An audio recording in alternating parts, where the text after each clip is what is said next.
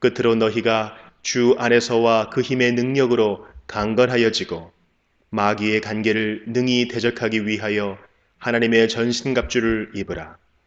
우리의 씨름은 혈과 육을 상대하는 것이 아니요 통치자들과 권세들과 이 어둠의 세상 주관자들과 하늘에 있는 악의 영들을 상대함이라.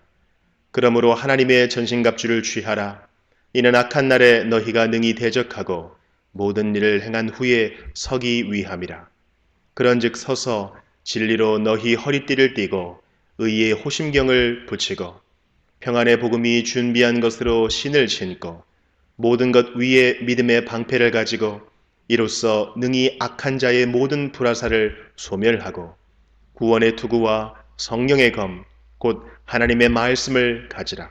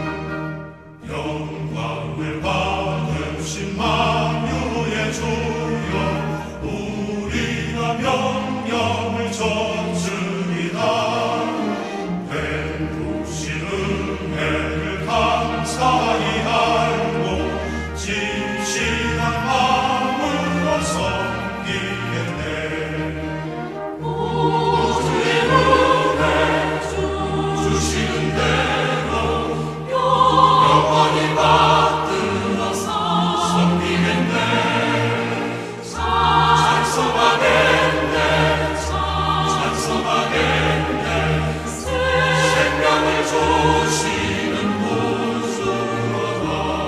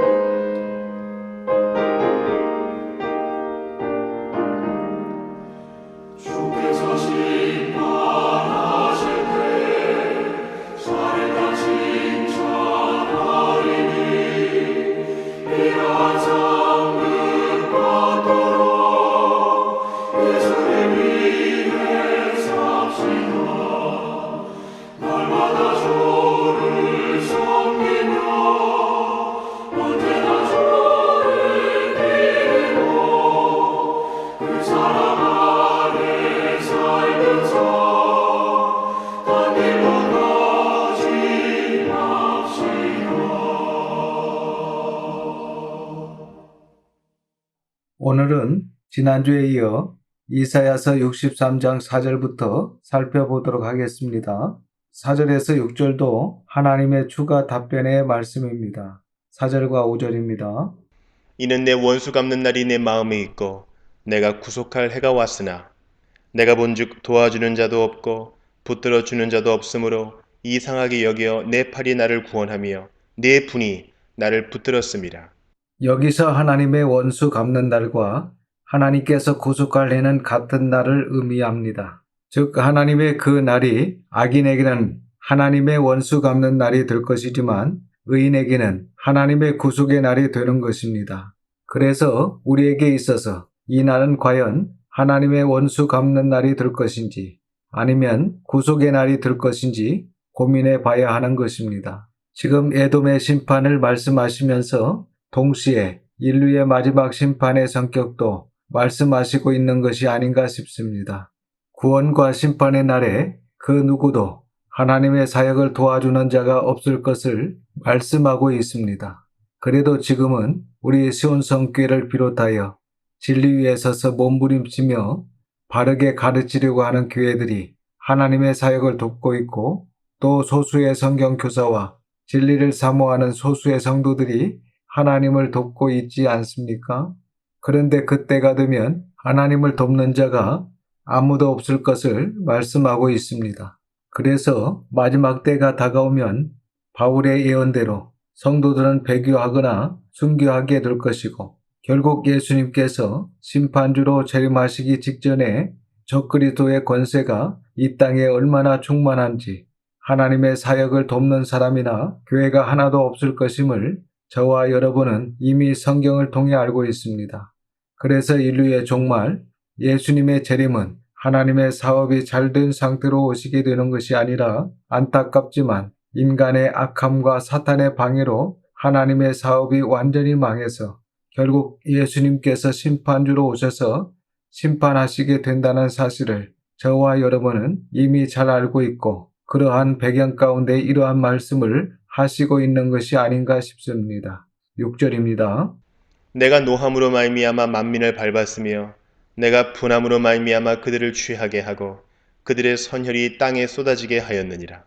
6절 말씀은 3절의 말씀이 한 번 더 반복되고 있는데 이처럼 하나님께서는 사랑으로 심판하시지 않으십니다. 우리 하나님은 정의와 공의로 엄중한 심판을 하시는 분이심을 본문은 계속해서 강조하고 있는 것입니다. 어떤 분들은 본문과 같은 철저한 심판은 하나님은 백성 이스라엘을 사랑하셔서 이스라엘을 구원하시기 위해 대적에게만 하시는 철저한 심판이다라는 식으로 해석을 하고 있습니다. 하지만 성경을 통전적으로 보면 선민이라 할지라도 애통하는 마음을 가지지 않고 있거나 선민이라 할지라도 파수꾼의 가르침을 또 파수꾼의 사명을 감당하지 않고 에돔과 같은 삶을 살거나 에돔과 같은 죄를 짓고 있다면 공의로우신 하나님 앞에서 에돔과 같은 심판을 받게 된다는 정직한 진리와 정직한 진실을 성경은 말씀해 주고 있는데도 불구하고 이 이야기에 귀를 기울이지 않고 있습니다. 우리가 에돔의 심판에 대해 이사야서 34장, 오바댜, 예스겔서 35장, 예레미야서 49장에서 이미 살펴봤지만 예서의 후손 에돔의 죄에 대해서 다시 한번 묵상해 봤으면 좋겠습니다. 당시 아브라함의 후손이었던 이 에돔 족속의 죄를 성경은 이렇게 이야기해 주고 있습니다. 첫 번째, 그들은 비도덕적이었고 비윤리적이었습니다. 두 번째, 그들은 형제에게 포하게했습니다. 세 번째, 그들은 형제가 어려움을 당할 때 기뻐했습니다. 네 번째, 형제가 어려움을 당할 때 도와주지 않고 모른 척 했습니다. 다섯 번째, 형제에게 오랫동안 한을 품었고 여섯 번째, 형제를 미워했고 일곱 번째, 형제에게 노하고 시기하고 질투했습니다. 그리고 여덟 번째는 입으로 온갖 상스러운 말을 했고 자랑하는 말을 했기 때문에 에돔 족속이 심판을 받았다라는 이 진실과 사실을 우리는 다시 한번 우리의 가슴에 잘 새겨야 됩니다. 이제 7절에서 9절 말씀은 여호와 하나님의 구원 역사를 회상합니다. 9절 말씀을 보면 옛적 모든 날이라고 하면서 과거 여호와 하나님의 구원 역사를 돌이켜 생각하는 내용임을 알 수 있습니다. 7절입니다. 내가 여호와께서 우리에게 베푸신 모든 자비와 그의 찬송을 말하며 그의 사랑을 따라 그의 많은 자비를 따라 이스라엘 집에 베푸신 큰 은총을 말하리라. 이 7절 이하의 내가는 아마도 이사야의 제자인 어떤 선지자로 추정을 하고 있습니다. 어떤 선지자가 여호와 하나님께서 이스라엘 백성에게 베푸신 모든 자비와 그의 찬송을 말하며 그의 사랑을 따라 그의 많은 자비를 따라 과거에 하나님께서 이스라엘 집에 베풀어 주신 구원의 큰 은총을 말하겠다라는 것입니다. 8절입니다. 그가 말씀하시되 그들은 실로 나의 백성이요 거짓을 행하지 아니하는 자녀라 하시고 그들의 구원자가 되사 하나님께서 기뻐하시는 하나님의 백성은 어떤 사람들이었습니까? 거짓을 행하지 아니하는 자들이었습니다. 하나님께서 원하시는 것은 하나님의 백성이 거짓을 행하지 아니하는 자녀가 되었으면 좋겠다라고 하시고 그들의 구원자가 되사 그래서 그리스도인들은 진실하고 정직하려고 애를 써야 합니다. 우리 마음 중심에 반드시 진실과 정직이 있어야 합니다. 진실하지 않으면, 정직하지 않으면 너무 힘들고 마음이 불편해야 됩니다. 이것이 바로 성경적인 믿음입니다. 9절입니다. 그들의 모든 환난에 동참하사 자기 앞에 사자로 하여금 그들을 구원하시며 그의 사랑과 그의 자비로 그들을 구원하시고 옛적 모든 날에 그들을 드시며 안으셨으나 여호와 하나님께서 그들의 모든 고통 중에 함께 하셨다라는 것입니다. 즉 여호와 하나님께서 모든 고통 중에 그들과 함께 하사 자기 앞에 사자로 이 사자는 천사로 봐야 합니다. 그래서 천사들로 하여금 이스라엘을 구원하시며 여기서 구원하시며가 아니고 과거 생각하는 거니까 구원하셨으며 라고 표현해야 됩니다. 그리고 그의 사랑과 그의 자비로 그들을 구원하셨고 옛적 모든 날에 그들을 드시며 안으셨으나 이렇게 과거의 하나님의 구원 역사를 어떤 선지자가 생각하고 있는 것입니다. 10절에서 14절 말씀은 여호와 하나님의 사죄와 인도의 역사를 돌이켜 생각합니다. 10절입니다. 그들이 반역하여 주의 성령을 근심하게 하였으므로 그가 돌이켜 그들의 대적이 되사 신이 그들을 치셨더니 이렇게 이스라엘의 죄악으로 인해 하나님의 매를 맞는 이스라엘 백성들의 상황을 이야기하고 있고 이런 상황 가운데 두 가지 회개의 태도를 보이게 됩니다. 11절 이하를 보면 이스라엘 백성들이 하나님의 징계 앞에 첫 번째는 과거 하나님의 은혜를 기억하게 됩니다. 두 번째는 하나님을 진지하게 찾는 사람들이 있었습니다. 이러한 두 가지 반성하는 태도로 인해 하나님께 죄사함을 받고 인도하심을 받았던 과거 이야기를 이제 하는 것입니다. 11절부터 14절입니다. 백성이 옛적 모세의 때를 기억하여 이르되 백성과 양떼의 목자를 바다에서 올라오게 하시니가 이제 어디 계시냐 그들 가운데 성령을 두시니가 이제 어디 계시냐 그의 영광의 팔이 모세의 오른손을 이끄시며 그의 이름을 영원하게 하려 하사 그들 앞에서 물을 갈라지게 하시고 그들을 기품으로 인도하시되 광야에 있는 말같이 넘어지지 않게 하시니가 이제 어디 계시냐 여호와의 영이 그들을 골짜기로 내려가는 가축같이 편히 쉬게 하셨도다. 주께서 이와 같이 주의 백성을 인도하사 이름을 영화롭게 하셨나이다 하였느니라. 이스라엘 백성이 옛적 모세의 때를 기억하여 즉 과거 은혜를 기억하는 사람들이 있었습니다. 현재 좀 잘못되고 있어도 이처럼 과거의 은혜를 기억하면 회복될 수 있습니다. 과거의 은혜를 기억하여 이르되 백성과 양떼의 목자 이 양떼의 목자를 칼빈은 모세로 추정하고 있습니다. 그래서 양떼의 목자 모세를 받아 홍해에서 올라오게 하시니까 이제 어디 계시냐 하고 이렇게 하나님을 진지하게 찾는 사람들이 생기기 시작합니다. 그들 가운데에 성령을 두시니가 이제 어디 계시냐. 하나님의 영광의 발이 모세의 오른손을 이끄시며 그의 이름을 영원하게 하려 하사 그들 앞에서 물을 갈라지게 하시고 그들을 홍해 깊은 곳으로 인도하시되 광야에 있는 마른 땅을 달리는 말같이 넘어지지 않게 즉 안전하게 해주시니가 이제 어디 계시냐. 여호와의 영이 이스라엘 백성을 풀과 물이 넉넉한 골짜기로 내려가는 가축같이 편히 쉬게 하셨도다. 주께서 이와 같이 과거에 주의 백성을 인도하셨고 과거에 하나님의 이름을 영화롭게 하셨나이다 하였나이다. 이렇게 지금 바벨론 포로기를 보내고 있는 한 선지자가 과거 출애굽에서 강한 손과 편팔로 자기 백성을 구원하시고 인도하시는 그 하나님이 어디 계시냐고 하나님을 찾기 시작했다는 것입니다. 63장 15절부터 64장은 이스라엘을 위한 한 선지자의 간절한 기도가 수록되어 있습니다. 먼저 63장 15절에서 17절까지는 바벨론 포로기라는 징계 중에 있는 선민을 위한 선지자의 기도입니다. 15절부터 17절 말씀입니다. 주여 하늘에서 굽어 살피시며 주의 거룩하고 영화로운 처소에서 보옵소서. 주의 열성과 주의 능하신 행동이 이제 어디 있나이까? 주께서 베푸시던 간곡한 자비와 사랑이 내게 그쳤나이다. 주는 우리 아버지시라. 아브라함은 우리를 모르고 이스라엘은 우리를 인정하지 아니할지라도 여호와여, 주는 우리의 아버지시라.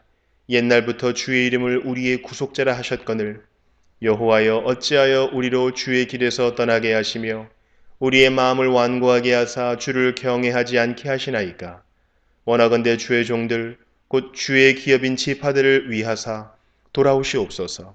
주께서 베푸시던 간곡한 자비와 사랑이 내게, 이 내게라는 것은 현재 바벨론 포로기를 보내고 있는 이스라엘 백성들을 의미합니다. 즉 주께서 베푸시던 자비와 사랑이 바벨론 포로기를 보내고 있는 이스라엘 백성들에 그쳤나이다. 주는 우리 아버지시라. 아브라함은 우리를 모르고 이스라엘, 야곱은 우리를 인정하지 아니할지라도 여호와여, 주는 우리의 아버지시라. 옛날부터 주의 이름을 우리의 구속자라 하셨거늘 우리 예수님께서 우리에게 가르쳐 주신 기도처럼 하나님을 우리 아버지라고 표현하고 있습니다. 이 표현은 오해의 소지가 있는 내용입니다. 하나님께서 마치 그렇게 하신 것처럼 표현하고 있는데 사실은 우리가 잘 아는 것처럼 하나님께서 그렇게 하신 것이 아닙니다. 이스라엘이 스스로 하나님보다 세상을 더 사랑해서 스스로 주의 길을 떠난 것이고 스스로 마음을 완악하게 한 것이고 스스로 하나님을 경외하지 않은 것입니다. 하나님께서 하신 것이 있다면 그것은 바로 하나님의 마음이 상하셔서 그 사람들을 그냥 내버려 두신 것입니다. 죄짓는 인격체를 막지 아니하시고 그냥 인격체답게 내버려 두신 하나님. 오늘날 교회가 하나님을 바르게 알려주지 않습니다. 그래서 대부분의 성도들이 하나님을 정확하게 알지 못하고 있습니다. 하지만 우리는 인격적이신 하나님의 모습을 잘 이해하고 있어야 합니다. 18절에서 64장 4절까지는 선민을 유린한 이방 원수들을 향한 심판의 기도가 기록되어 있습니다. 18절입니다. 주의 거룩한 백성이 땅을 차지한 지 오래지 아니하여서 우리의 원수가 주의 성소를 유린하였사오니 우리의 원수는 신바벨로니아입니다. 바벨론이 주의 성소, 예루살렘 성전을 유린하였사오니 과거형입니다. 그래서 예전에 이러한 하나님의 징계가 있었고 신바벨로니아에 유린이 있었다는 것입니다. 19절로 64장 2절입니다. 우리는 주의 다스림을 받지 못하는 자 같으며 주의 이름으로 일컬음을 받지 못하는 자 같이 되었나이다. 원하건대 주는 하늘을 가르고 강림하시고 주 앞에서 산들이 진동하기를 불이 섭을 사르며 불이 물을 끓임 같게 하사 주의 원수들이 주의 이름을 알게 하시며 이방 나라들로 주 앞에서 떨게 하옵소서. 불이 섭 마른 나뭇가지를 사르며 불이 물을 끓임 같게 이제 그 원수들을 심판하사 주의 원수 바벨론 사람들이 그 심판으로 말미암아 주의 이름을 알게 하시며 이방 나라들로 주님의 심판 앞에서 떨게 하옵소서. 3절입니다. 주께서 강림하사 우리가 생각하지 못한 두려운 일을 행하시던 그때에 산들이 주 앞에서 진동하였사오니 이 말씀은 아마도 출애굽 당시 시내산 강림 사건을 말하고 있는 것으로 보입니다. 4절입니다. 주 외에는 자기를 앙망하는 자를 위하여 이런 일을 행한 신을 옛부터 들은 자도 없고 귀로 들은 자도 없고 눈으로 본 자도 없었나이다. 주 위에는 자기 앙망하는 자를 위하여 이런 두려운 일을 행하신 신을 옛부터 귀로 들은 자도 없고 눈으로 본 자도 없었나이다. 여기까지가 선민을 유린한 이방 원수들을 향한 한 선지자의 심판의 기도입니다. 이제 5절에서 7절까지는 여호와 하나님의 징계를 초래한 선민의 죄악을 이 선지자가 시인하고 있습니다. 5절입니다. 주께서 기쁘게 공의를 행하는 자와 주의 길에서 주를 기억하는 자를 선대하시거늘 우리가 범죄함으로 주께서 진노하셨사오며 이 현상이 이미 오래되었사오니 우리가 어찌 구원을 얻을 수 있으리이까? 하나님께서 선대하시는 사람이 있습니다. 첫 번째로 기쁘게 공의를 행하는 자입니다. 즉 기쁘게 공의를 행하는 자를 하나님께서 선대하십니다. 주위에서 진정으로 진리 안에서 영적으로 형통한 사람들을 아주 간혹 만나게 되는데 그러한 사람들은 능동적으로 기쁨으로 의를 행하는 사람들입니다. 두 번째로 하나님께서 선대하시는 사람은 주의 길, 인생의 길에서 주를 기억하는 자를 선대하십니다. 오늘날 많은 사람들이 이러한 어려운 상황 가운데 신종파리로스만 생각하는 것 같은데 사실 이러한 어려운 인생길을 걸어가면서 지금 수개월이 지나가고 있는데 이러한 시간들 가운데 하나님을 기억하는 사람들이 있습니다. 그 사람을 하나님께서 선대하십니다. 이 이사야서 64장 5절을 현대의 성경은 이렇게 번역해주고 있습니다. 오직 주님은 기쁘게 의를 행하고 주님의 명령대로 순종하며 인생길을 사는 사람들을 구원해 주십니다. 라고 번역을 해주고 있습니다. 이처럼 저와 성도들, 우리 자녀들은 인생길을 살아가는 동안 억지가 아니라 기쁘게 의를 실천하고 주님의 명령대로 순종하며 사는 자들이 다 되어 하나님의 선대하심을 받는 복된 구원의 삶을 사시기를 주님의 이름으로 축원합니다. 5절을 계속해서 보시면 대부분의 선민들은 이렇게 살지를 못했습니다. 뿐만 아니라 오늘날 대부분의 크리스천들 역시 이렇게 살지 못하고 있습니다. 보겠습니다. 그런데 우리가 범죄함으로 주께서 진노하셨사오며 이런 현상이 이미 오래되었사오니 우리가 어찌 구원을 얻을 수 있으리이까. 선지자의 아주 정직한 인식입니다. 이러한 정직한 인식이 사람을 겸손하게 만들고 그 사람을 참된 구원의 세계로 안내해 주는 것입니다. 6절입니다. 무릇 우리는 다 부정한 자 같아서 우리의 의는 다 더러운 옷 같으며 우리는 다 잎사귀같이 시들므로 우리의 죄악이 바람같이 우리를 몰아가나이다. 당시 선민의 상태입니다.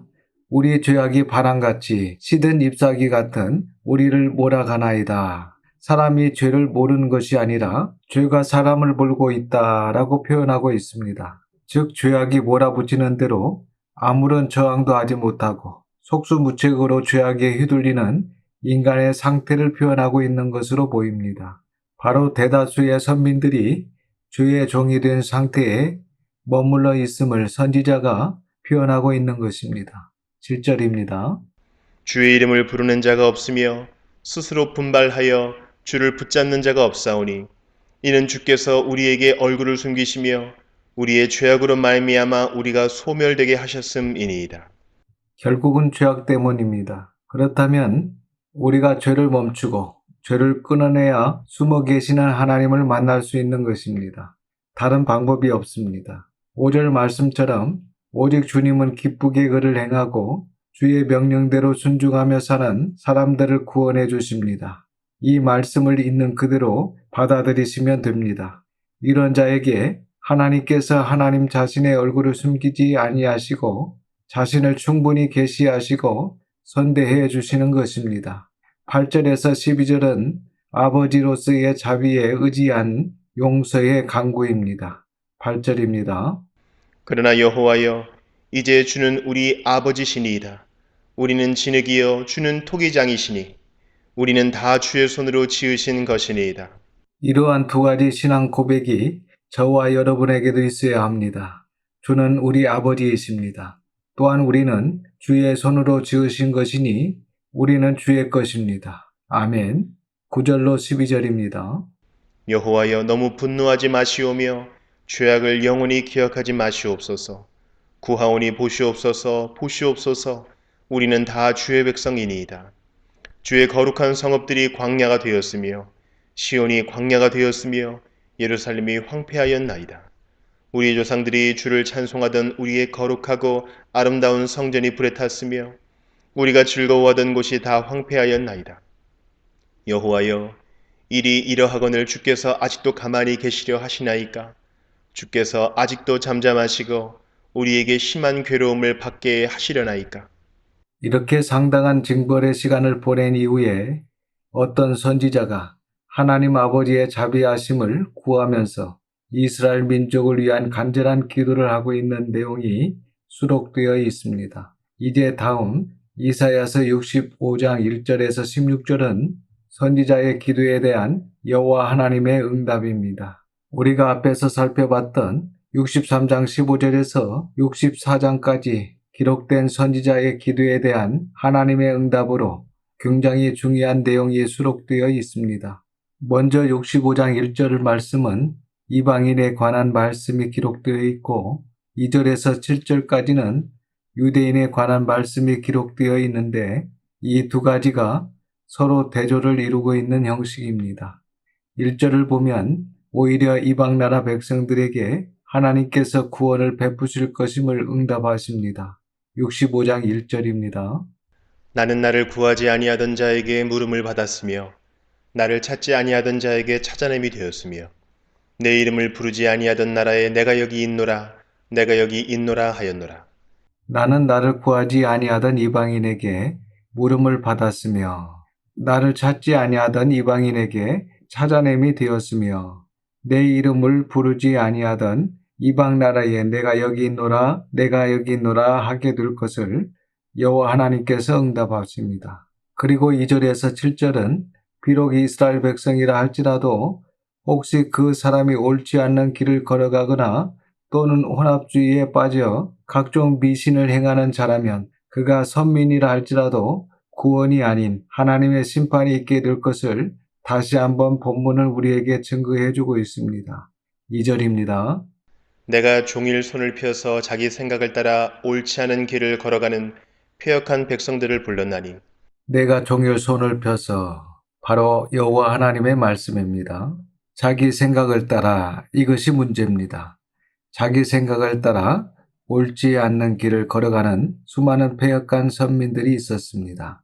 이런 패역한 백성들을 불렀나니 방금 이 말씀은 아주 중요한 말씀입니다.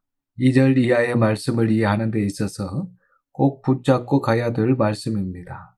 자기 생각을 따라 옳지 않은 길을 걸어가는 패역한 백성들을 불렀나니 이들이 하나님의 생각 또는 진리를 따르지 않고 오히려 중요한 선택의 기로에 있을 때마다 자기의 생각을 따라 옳지 않는 길을 선택했을 뿐만 아니라 굉장히 미신적인 종교 행위를 하는 이야기가 3절과 4절에 기록이 되어 있습니다. 3절과 4절입니다. 곧 동산에서 제사하며 벽돌 위에서 분향하여 내 앞에서 항상 내 노를 일으키는 백성이라. 그들이 무덤 사이에 앉으며 은밀한 처소에서 밤을 지내며 돼지고기를 먹으며 가증한 것들의 국을 그릇에 담으면서 그들이 무덤 사이에 앉으며 은밀한 처소에서 밤을 지내며 신학자들은 이 3절과 4절을 우상 숭배하는 행태 또는 미신화된 여호와 종교의 행태를 지적하시는 것으로 해석을 하고 있습니다. 그러니까 선민들이 이러한 미신적인 종교 행위를 하면서 하나님의 말씀을 범하고 있습니다. 계속해서 보겠습니다. 돼지고기를 먹으며 가증한 것들의 국을 그릇에 담아 먹으면서 그런 악한 종교 행태를 행하고 있었던 것입니다.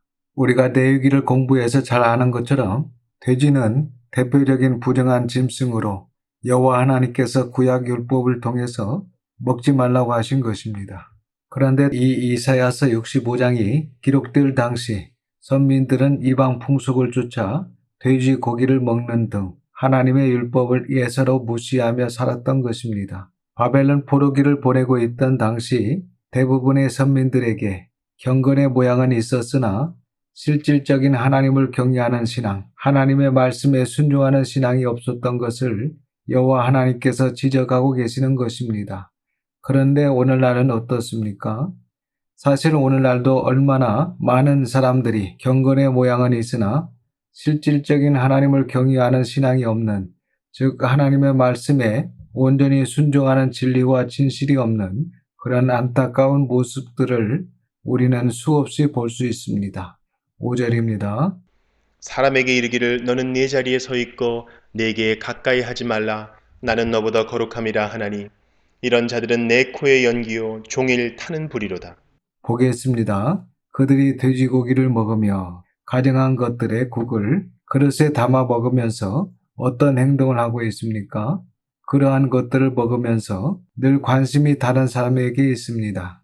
즉 다른 사람에게 손가락질을 하여 이르기를 더러운 너는 내 자리에 서 있고 거룩한 내게 가까이 하지 말라. 하지만 하나님께서 당시 선민들에게 그들의 유성과 교만을 지적하시고 계십니다. 어떤 교만입니까? 바로 나는 너보다 거룩함이라. 즉 나는 당신보다 믿음이 좋다. 여러분, 알지 못하는데 어떻게 믿음이 좋을 수 있습니까? 실제적인 삶에는 하나님을 경외하거나 하나님의 말씀에 순종하는 구체적인 모습이 없으면서 자신을 다른 사람보다 거룩한 자로, 믿음이 좋은 자로 자처했던 당시 선민들의 신앙적 교만을 우리 하나님께서 폭로하고 계시는 것입니다. 5절을 계속해서 보면 이러한 위선적이며 자신의 진면목을 너무나 모르는, 자신을 알지 못하는 이러한 자들에 대한 여호와 하나님의 엄중한 평가입니다. 여러분, 하나님께서는 그들을 믿음이 좋다라고 평가하지 않으시고 이렇게 평가하십니다. 이런 자들은 내 코의 연기요, 즉 하나님의 분노의 연기에 지나지 않습니다. 그리고 종일 타는 심판의 불에 지나지 않습니다. 실질적으로 그들이 말씀에 순종하고 있습니까? 아니면 불순종하고 있습니까?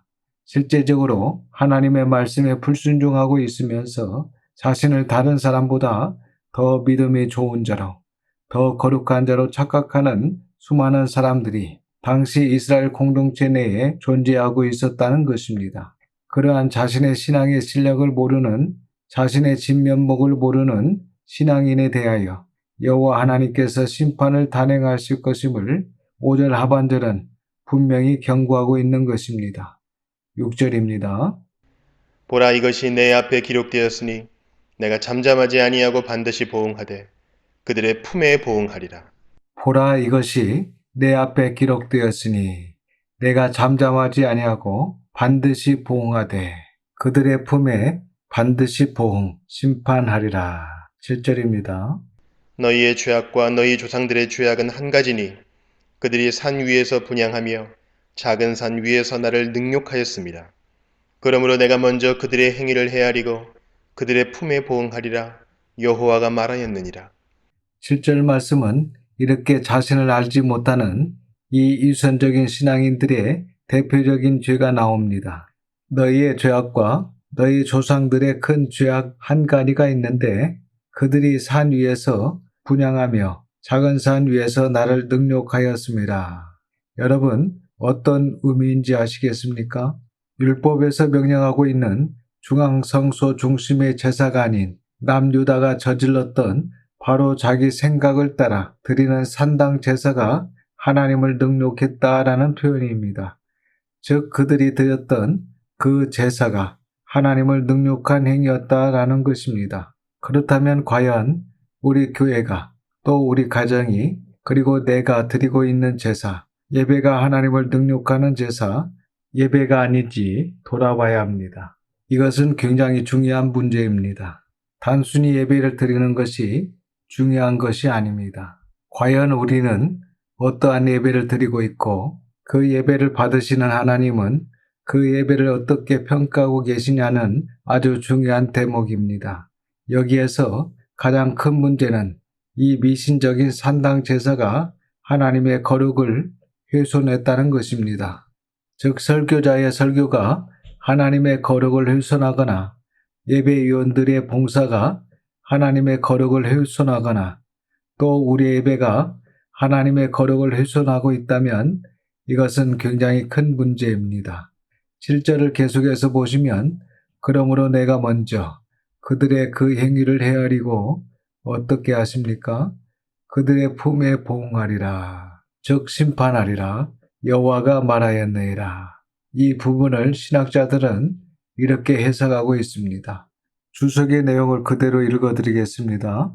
7절 본문은 이스라엘 사회에서 행해졌던 산당 제사를 염두에 둔 표현이다. 산당 제사는 예루살렘 성전 제사를 대체하는 제사로 사람들 사이에서 정당화되었지만 예루살렘 성전을 율성소로 지정하신 하나님은 그러한 제사를 자신에 대한 모독으로 받아들이셨다. 하나님을 위한다고 하면서 자기의 생각을 따라 임으로 제사 드리는 것은 그 자체만으로도 하나님을 거역하는 행위가 된다. 아울러 이러한 행태를 고집하는 자들은 필경 이방인 제사의 악습을 결국 답습하게 되며 결국 타락으로 나갈 수밖에 없다.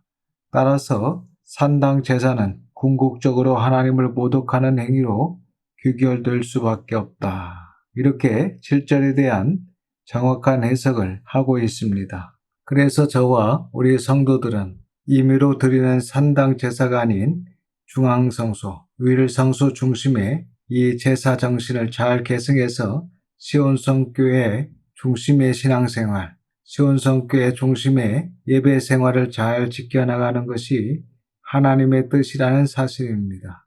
이번에 우리나라 GNCOM 목회 데이터 연구소에서 4월 2일에서 6일까지 우리나라 전국의 만 18세 이상 남녀 교인 1000명을 대상으로 코로나19로 인한 한국교회 영향도 설문조사를 한 적이 있었습니다.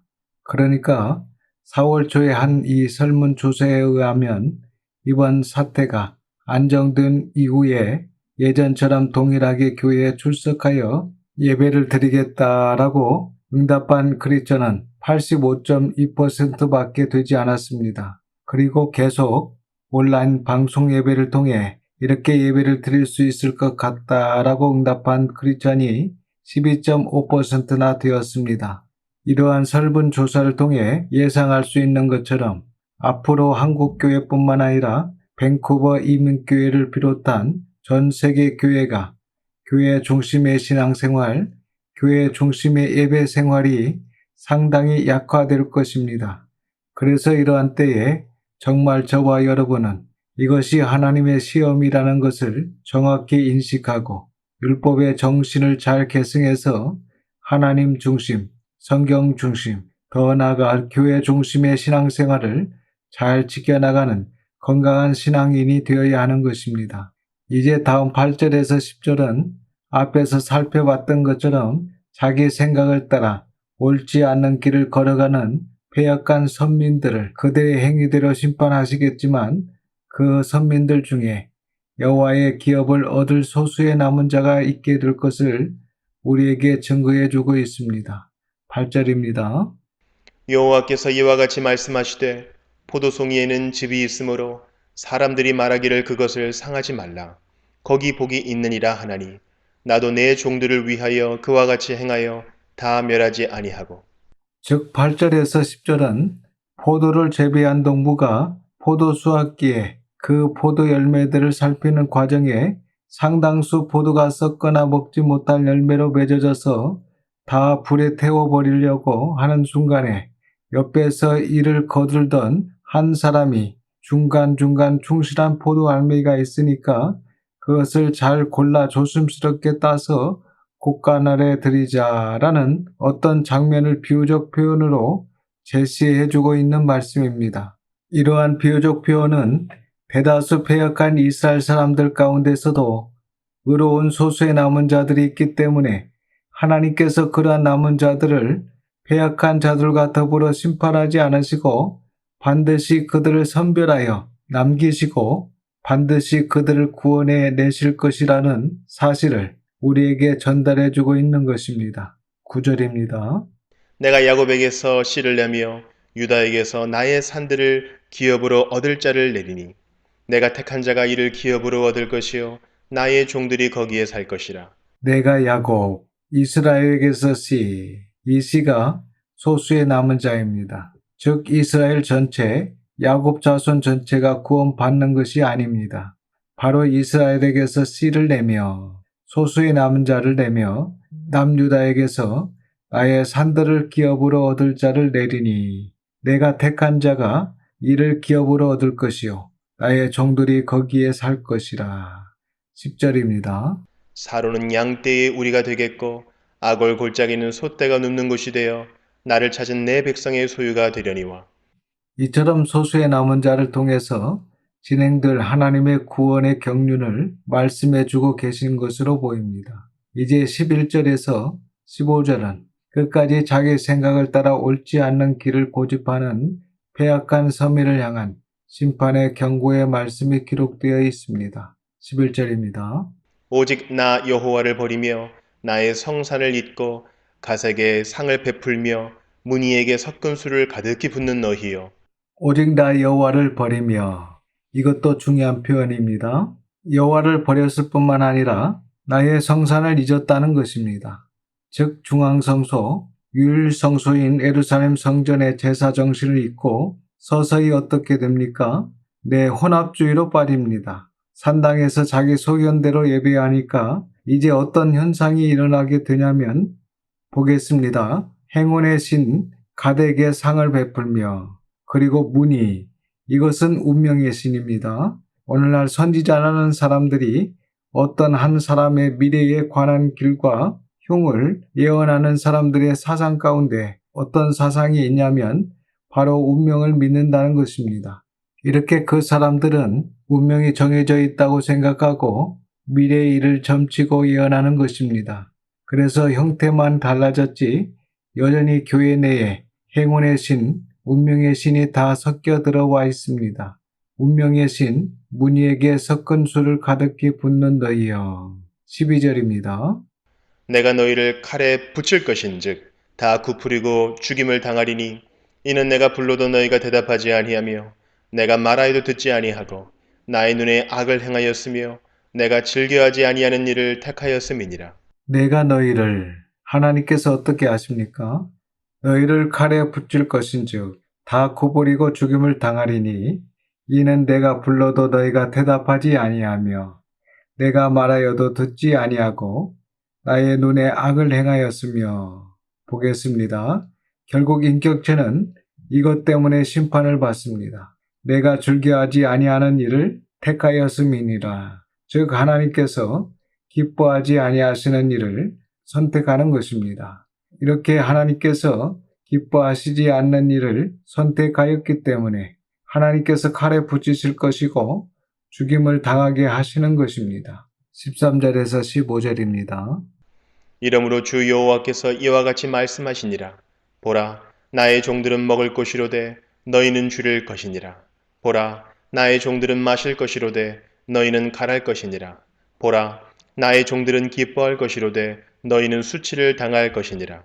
보라, 나의 종들은 마음이 즐거움으로 노래할 것이로되 너희는 마음이 슬픔으로 울며 심령이 상함으로 통곡할 것이며 또 너희가 남겨놓은 이름은 내가 택한 자의 저주거리가 될 것이니라. 주 여호와 내가 너를 죽이고 내 종들은 다른 이름으로 부르리라.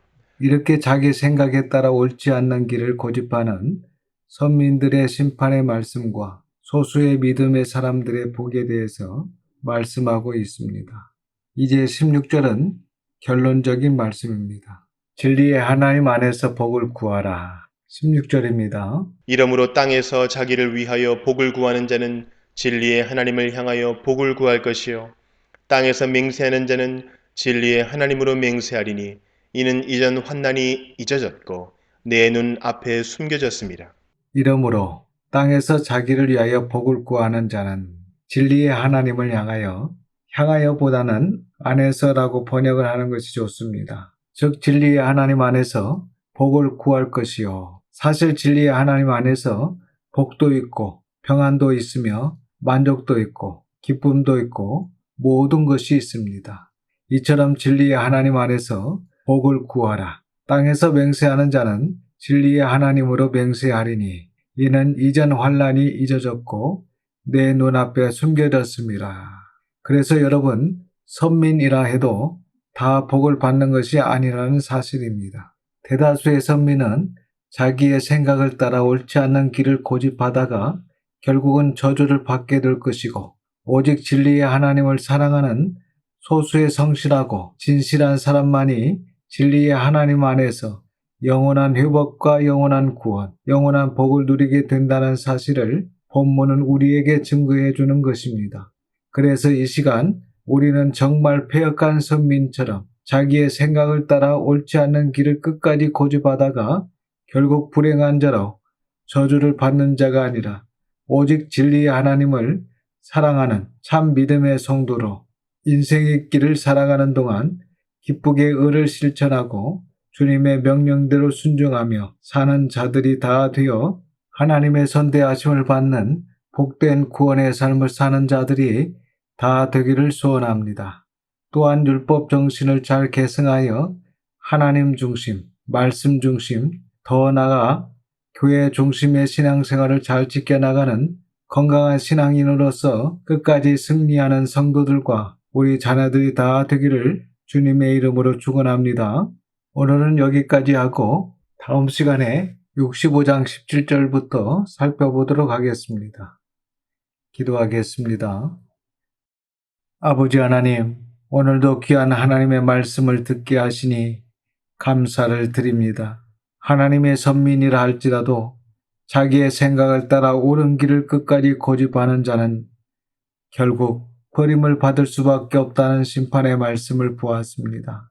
이 시간 하나님을 예배한다고 하면서 혹이라도 자기의 생각을 따라 오히려 하나님의 거룩을 훼손하고 있지 않은지 두렵고 떨림으로 우리의 신앙을 돌아볼 수 있기를 원합니다. 오직 성경적인 믿음으로, 오직 진리의 하나님을 진정으로 사랑하는 성실하고 진실한 하나님의 자녀로 하나님께서 기뻐하시는 의를 실천하며 주님의 명령대로 순종하며 살아가는 저희들이 다 될 수 있도록 인도해 주시옵소서. 그리하여 진리의 하나님 안에서 영원한 행복과 영원한 구원, 영원한 복을 누리는 저희들과 저희들의 자녀가 다 되게 해 주시옵소서. 이번 한 주간도 하나님의 선하신 손의 도우심을 간구하며 우리 구주 예수님의 이름으로 기도드립니다. 아멘. 지금은 우리의 구주 예수 그리스도의 은혜와 우리의 사랑이신 아버지 하나님의 사랑하심과 성령님의 감화감동 역사 충만 교통하심이 하나님 중심, 말씀 중심, 교회 중심으로 살며 믿음으로 끝까지 승리하는 성도들과 우리의 자녀들에게 이제로부터 영원히 함께 하시기를 예수님의 이름으로 축원하옵나이다. 아멘.